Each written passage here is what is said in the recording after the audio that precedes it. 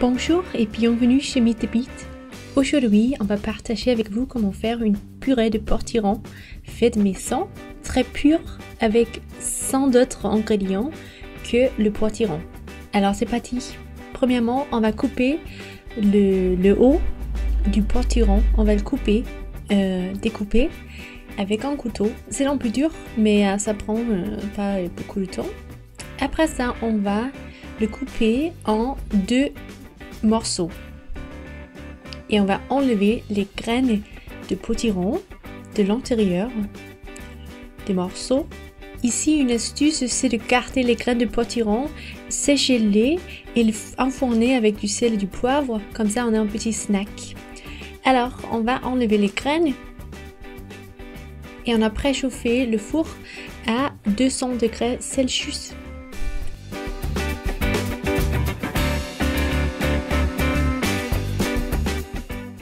Alors maintenant, on va le mettre sur le plaque à cuisson ou sur un peu de papier et on va juste vous montrer comment on a ici gardé les graines et on les a gardées pour faire des petits encas dans le four. On peut les enfourner avec du sel, du poivre et un peu de enfiler de l'huile d'olive.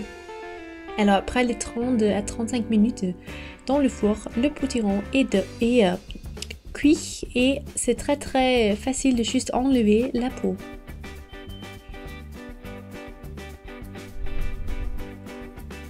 Et la chair du potiron est maintenant vraiment moelleuse et c'est très facile de le couper et le faire en purée.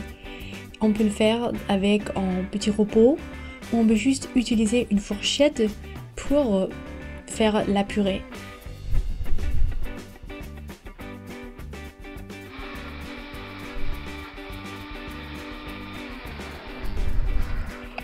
Ici, on vous montre les deux manières.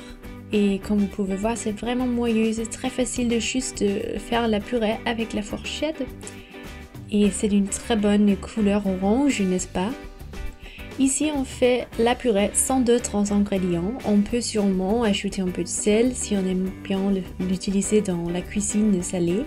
On peut y mettre un peu de cannelle pour le faire plus hiver ou comme pour l'automne. Mais si on a une purée très pure, on peut l'utiliser pour toutes les choses. On peut le mettre dans les gâteaux, dans les cheesecakes, dans les petits trucs comme ça. C'est très malin. Alors c'est servi et merci d'avoir vu cette vidéo. Abonnez-vous à notre chaîne YouTube pour beaucoup plus de vidéos et trouvez-nous sur Instagram. À la prochaine.